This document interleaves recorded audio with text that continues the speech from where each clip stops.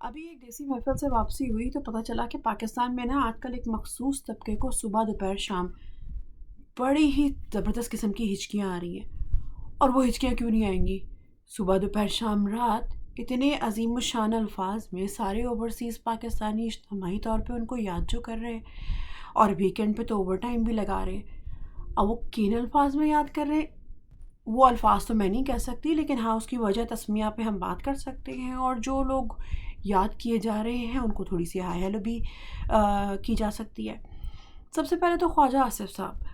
خواجہ آصف صاحب، آپ تو سادے برداشت نہیں ہوتے، لیکن جب اس قسم کی چبلیں مارتے ہیں نا تو پھر تو آپ بالکل بھی برداشت نہیں ہوتے. مانا کہ آپ کو اوورسیز پاکستانی برداشت نہیں ہوتے، لیکن ہماری بھی برداشت کی حد ہے کہ ہم آپ کو کب سے برداشت کر رہے ہیں. خیر، آپ تو آئی ایم ایف تک سے جھوٹ بول سکتے ہیں، لیکن نا آپ نا پاکستانی عوام ہم آپ ہی کے لوگ ہیں، ہم آپ کی رگ رگ سے واقف ہیں. آپ ہم سے نا یہ ان باتوں سے نکل جائیں کہ کون زیادہ ریمیٹنس بھیج رہا ہے. آپ نے ہر جگہ ڈیوائڈ اینڈ رول کرنے کی کوشش کی ہے، اور آپ نے اس دفعہ بھی کوشش کی ہے کہ یو اے ای کو الگ کر دیں تو یو کے کو الگ کر دیں، کون زیادہ بھیج رہا ہے تو کون کم بھیج رہا ہے. اوورسیز پاکستانی چاہے یو کے میں ہو، چاہے یو ایس میں، چاہے یو اے ای میں، چاہے آسٹریلیا میں، آپ اس کے اندر سے پاکستانی پن، پاکستانیت اور اس کے اندر سے پاکستان نہیں نکال سکتے، نہ ہی اس کے دل سے پاکستان کی محبت کو نکال سکتے، چاہے اس کے لیے آپ کتنے بھی حربے آزما لیں. آپ ہم سے ہمارا ووٹنگ رائٹ لے لیں، آپ ہمیں لان تین کریں، آپ پارلیمنٹ میں غیر پارلیمانی زبان ہمارے لیے استعمال کریں، لیکن ہمارا جو ناطہ اس ملک سے ہے نا اس کو کوئی فرق نہیں پڑنے والا. تو آپ کی کوششیں، آپ کی محنتیں، ہاں آپ کی بدحواسی دیکھ کے کہیں نہ کہیں دل کو سکون ملتا ہے کہ اگر ہم بے چین رہے ہیں پچھلے 1.5 سال میں تو چین کی نیند تو آپ بھی نہیں سوئے. تو یہ ایک واحد چیز ہے جو مجھے پرومسنگ لگی، کیونکہ اب جو آپ کی پوری ٹیم کی جو بدحواسیاں ہیں نا، کیونکہ اب آپ کے پاس کچھ نہیں بچا. آپ نے پاکستان میں موجود پاکستانی کو ہر طریقے سے کچلنے، مارنے، گولیاں تک مار دی آپ نے. تو اب جب آپ سے وہ کنٹرول نہیں ہوئے، آپ کو یہ لگا کہ آپ نے عمران خان پہ بین کر دیا، آپ کو یہ لگا کہ اب اوورسیز پاکستانی آواز اٹھا رہے ہیں اور ان کی آواز سے تھوڑا بہت ہلچل مچ رہی ہے دنیا میں، تو آپ نے کہا کہ ان کے اوپر اب اٹیک شروع کر دو، ان کے آپس میں ریجنل ڈفرینسز ڈال دو کہ یو اے ای زیادہ پیسے بھیج رہا ہے تو یو ایس کم بھیج رہا ہے، تو فلانا زیادہ بھیج رہا ہے تو فلانا کم بھیج رہا ہے. آپ جب ریمیٹنس کے لیے جب ریکویسٹ کرتے ہیں اور آپ کی پارٹی بھیک مانگنے آتی ہے نا انسینٹیوز کے ساتھ، تو آپ سب سے اجتماعی ریکویسٹ کر رہے ہوتے ہو. اچھا چلو، یہ تو خیر پیسوں ویسوں کی بات ہو گئی، اس کو تو چلے چھوڑیں، وہ تو جب عمران خان آئیں گے تب آپ کو دکھ جائے گی پاور آف اوورسیز. لوگ اپنا آپ بھی اپنے کاروبار، لوگ تو ابھی سے قسمیں کھا کے بیٹھے کہ اپنا کاروبار بیچ کے پاکستان کی معیشت بہتر بنانے کی کوشش کریں گے. یہ ہے اوورسیز پاکستانی کی محبت. اپنے لیڈر کے لیے جو اس کا خیال کرتا ہے، اس نے وطن کی محبت دوبارہ سے جگائی ہے. مانا کہ آپ نے یہ ہم لوگوں کو کہا کہ جب ملک جاتے ہیں جائیدادیں بیچنے کے لیے جاتے ہیں تو وہ کیوں نہ بیچے جائیدادیں، کیوں نہ بیچیں. آپ نے ایک پیپر اگر ٹرانسفر کسی نے کرانا ہوتا ہے اوورسیز پاکستانی نے، اس کے لیے فیس الگ ہوتی ہے. اور جب آپ کو اوورسیز پاکستانی کے ایک کیس کی شکل میں ڈالر اور پاؤنڈ دکھ رہے ہوتے ہیں، اور ہر حکومتی اہلکار جو بیٹھا ہوتا ہے اس کرپٹ سسٹم، اس کرپٹ مافیا کا جو حصہ ہے، وہ انتظار میں ہوتا ہے کہ کسی طرح سے بھی ان سے نا جتنا بھی جو کچھ بھی لوٹ سکتے ہو میکسیمم لوٹ سکتے ہو، کیونکہ اس کے بعد تو اس نے واپس موڑ کے ملک واپس آنا نہیں ہے، تو ابھی ہی لوٹ لو. تو اپنے بوڑھوں نے، ہمارے جو ماں باپ، دادا پردادا نے جو اپنی ہڈیاں، اپنا خون گھول کے ہمارے مستقبل کی خاطر جو زمینیں جائیدادیں بنائی تھیں، ہمارے لیے رکھی، یا تو ہم بھتہ مافیا کے حوالے کر دیں یا وہ آپ کے حوالے کر دیں. تو یہ تو نہیں ہونے والا نا. تو پھر تو انسان یہی کہے گا کہ چلو بیچ بات کے اپنا وائنڈ اپ کر کے چلو، کیونکہ بزرگ نہیں رہے. اور دوسری چیز جو آپ نے یہ تدفین والی بات کی ہے نا، یا آپ سچ بتائیں، آپ نے نواز شریف پر ڈائریکٹ اٹیک کیا ہے نا. آپ نے نواز شریف، آپ کو پتہ تھا نہیں، مانا کہ نواز شریف کے نا سیاسی حالات جو ہے نا پاکستان کے معاشی حالات سے کچھ زیادہ مختلف نہیں ہیں، دونوں جو ہے تباہی کے دانے پہ کھڑے، لیکن آپ نے تو نا یہ اس نازک موڑ پہ یہ والی بات کر کے نا ان کی پیٹھ پہ چھڑا گھوپا ہے. کیونکہ آپ کو پتا تھا کہ آپ اوورسیز کے بارے میں یہ ذکر کریں گے کہ یہ لاشیں وہ کرنے آتے ہیں، میتیں دفنانے آتے ہیں. تو کم از کم آتے تو ہیں. آپ کو پتا تھا کہ سارے پاکستان کے دل میں نا بیچاری بیگم شمیم اور بیگم کلثوم کا درد جاگ اٹھے گا. بلکہ وہ جو کیا کہتے ہیں اسے عابد شیر علی نے بھی تو اپنی بیگم، ان کی بھی بیگم انتظار کرتی نہیں کہ چلو اپنوں کے ہاتھوں تدفین ہوگی. جب اوورسیز پاکستانی ملک سے باہر جب جاتا ہے نا، وہ بڑا ہی لا ابائڈنگ سٹیزن ہوتا ہے، کیونکہ ایک تو ان ممالک میں قانون کی بہت پاسداری ہوتی ہے. وہ اس کو اگر لائن بھی بنا کے کہیں پہ کھڑا ہونا پڑتا ہے، وہ لائن میں اپنا انتظار کرے گا، وہ اسٹاپ سائن پہ اپنی گاڑی بھی روکے گا، کیونکہ قانون کی پاسداری کرتا ہے اور ٹیکسز پے کرتا ہے. تو اس کے پاس تو ڈرنے کو کچھ ہے ہی نہیں نا، کیونکہ وہ ملک کے قانون فالو کر رہا ہے، تو اس کو کون پکڑے گا؟ اب پاکستان کی طرح قانونی تھوڑی ہے کہ اگر ٹویٹر پہ ٹویٹ کرنے کے چکر میں آپ جو ہے بٹھا کے بندوں کو ہفتوں بنا کسی کیس کے، عورتوں اور بچوں کو ان کے گھروں میں جو ہے ریڈ کریں اور اٹھا کے لے جائیں کسی کو بھی. تو یہ تو نہیں ہونے والا نا. تو اوورسیز پاکستانی جب ہوتا ہے اور وہ اپنی محنت کی کمائی سے پائی جوڑ کے اس نے رکھی ہوتی ہیں، اس نے سیونگز کر کے رکھی ہوتی ہیں اپنے بچوں کے مستقبل کے لیے، یا ایون چھٹیاں پلان کرنے کے لیے کہ کہیں چلے جائیں گے وہ. لیکن جب خدا نہ خواستہ زندگی اور موت ہے، یہ وقت تو ہر کسی نے دیکھنا ہے نا.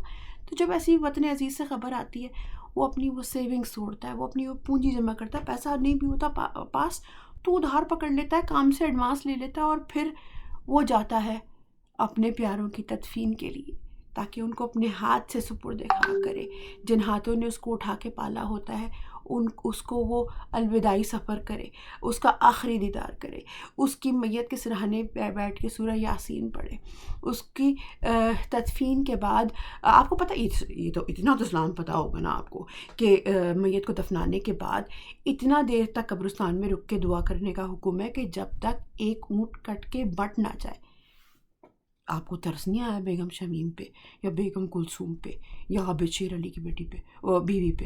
ایسے تو نہیں کرتے نا. اب وہ تو ان کو تو میت پارسل کرنے کا وہ شوق ہی ہو گیا ہے. اب یعنی یہ ایسے وقتوں پہ تو نہیں نا، مطلب چلو تدفین ہی وہیں پہ کر دیتے. ایسے تو کم از کم بندہ یہ وقت، یہ بندہ خوشی میں تو سب ساتھ دیتے ہیں، یہ وقت ہوتا ہے اپنی حقیقی وفاداریاں نبھانے کا. میں تو کہتی ہوں کہ بلکہ ان کو چاہیے کہ جس طرح سے وہ میت پارسل کرتے ہیں نا، اس طرح سیاسی تو جنازہ ان کا نکل چکا ہے. میرے خیال میں آپ ان کے بہاف پہ نا پی ڈی ایم کی تدفین کر دیں، اور وہ وہاں پہ نا کوئی غائبانہ نماز جنازہ وغیرہ اور صدقہ خیرات وغیرہ کر دیں گے تو بیلنس ہو جائے گا. اچھا، یہ والی باتیں آپ سب کرتے ہیں، اور اس کے بعد نا آپ ریمیٹنس کے لیے بھیک مانگنے بھی پہنچ جاتے ہیں. مطلب آپ کو شرم، آپ ہی کا شرم. لیکن نہیں، آپ سے پوچھنے پہ تو مزہ بھی نہیں آئے گا نا، کیونکہ سب کو پتہ ہے اس کا جواب نہ آئے، کہ کوئی شرم، کوئی حیا، کوئی ایتھکس، کوئی گریس کسی میں بھی نہیں ہے. آپ کی پوری پارٹی میں سے کسی میں بھی نہیں ہے، تو پوچھ کے کیا وہ کروں. اسی لیے آپ کے لیے صرف ایک بات کہوں گی: روئیں، پٹیں، چیخیں، چلائیں، کچھ بھی کریں، ہماری وفاداریاں پاکستان کے ساتھ تھیں، پی ٹی آئی کے ساتھ تھیں، ہیں اور رہیں گی. اچھا، یہ تو ہو گیا. آپ کے جو یہ سیاسی چربا جماعت ہے نا، پی ڈی ایم، اس میں یہ والا تو اسٹانس ثابتہ ہو گیا کہ چلو یو کے یو ایس اے والے جو ہیں وہ بیکار ہیں، فضول سے سارا جو ہے وہ یو اے ہی کر رہا ہے. اب پھر آپ کے ایک آتے ہیں عبدالقادر بندوخیل، جو کہ پیپلز پارٹی کے ریپریزنٹیٹیو ہیں، وہ پارلیمنٹ میں یہ زبان یوز کرتے ہیں کہ اچھا، وہ کہتے ہیں کہ اوورسیز پاکستانی بھٹو نے بھیجے تھے. تو بھٹو کو تو خود مرے ہوئے بھی ویورے ہو گئے نے، تو ابھی نئے پاکستانی کون بھیج رہا ہے؟ بھٹو مانا ان کے دلوں میں زندہ ہے، لیکن کیا وہ بریک لے کے آتے ہیں، چھٹیاں لے کے آتے ہیں، یہ کیا کہتے ہیں امیگریشن کے مسائل حل کرنے کے لیے پاکستان کے، کہ وہ چلو انٹرویو ارینج کرا دیں گے، دستی یو کے یو ایس بھیج دیں گے پاکستانیوں کو. تو کچھ اس قسم کا انہوں نے کھانچا فٹ کیا ہوا ہے کہ جس کی وجہ سے وہ جاتے ہیں. انہوں نے جو بندے بھیجے ہوں گے، ان کی تو میرے خیال میں ان کی بھی ہڈیاں بھٹو کے ساتھ گل چکی ہوں گی. تو آپ کو یہ لگتا ہے کہ کوئی پاکستانی اس قابل کا نہیں ہے کہ وہ اپنے بلبوتے پہ کہیں اور ملک سے باہر پہنچ سکے یا کچھ کر سکے؟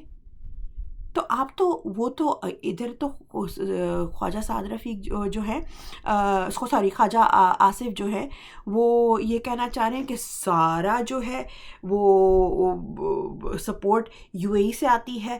ادھر پیپلز پارٹی والے یو اے ای والوں کو کہہ رہے ہیں کہ بھئی ان کے تو ہاں بھٹو صاحب نے بھیجے تھے، تو ان کے وہ کینسل کرو، ان کے ڈاکیومنٹ، ان کا پیپر ورک، ان کے شناختی کارڈ کینسل کرو. تو آپس میں کوآرڈینیٹ نہیں کرتے آپ لوگ، آپس میں ایک دوسرے سے بات نہیں کرتے. ایک کی گنگا یہاں بہہ رہی ہے، دوسرے کی گنگا وہاں بہہ رہی ہے، مطلب، اور بیچ میں کیا دھوئے کیا نچوڑے. میں آپ کو پھر مخلصانہ مشورہ دے رہی ہوں کہ بھائی دیکھیں، مانا آپ الیکشن سے نا، آپ کو پتہ ہے کہ آپ کی سب دونوں پارٹیز کی جو ہے نا پولیٹیکل سوسائڈ کر چکے ہو. آپ عوام میں نکلنے کے قابل نہیں ہو. آپ کو تو نا، آپ اللہ رحم کرے، جب آپ ملک چھوڑ کے بھاگیں گے، اور جب آپ کا تو پارٹی کا روایت ہے یہ کہ ملک چھوڑ کے بھاگنا.